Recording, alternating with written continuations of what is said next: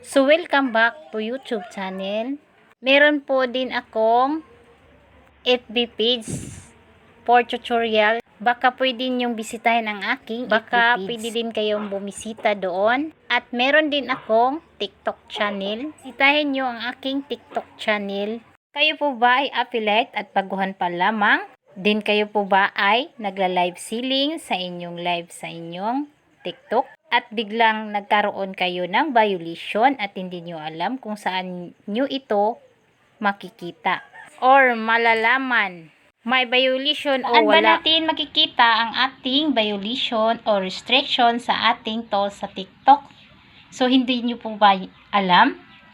For tutorial only, isi-share ko sa inyo kung saan ninyo makikita ang inyong violation o restriction sa tools sa TikTok. Lalo-lalo na doon sa mga baguhan pa lamang. Sundan nyo ako mga Ludi.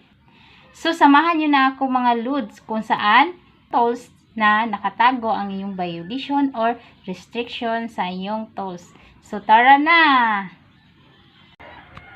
So, i-click lang ang tatlong dot sa itaas and then click the creator tools and then hintayin na po natin mga load. Then, i-click nyo lang ang live. So, dito na po tayo. Scroll up nyo lang. Hanapin nyo lang ang rules and guidance. So, i-click lang po natin ito. Atin na po itong i-click. So, ayan na. And then, dito mga lodi.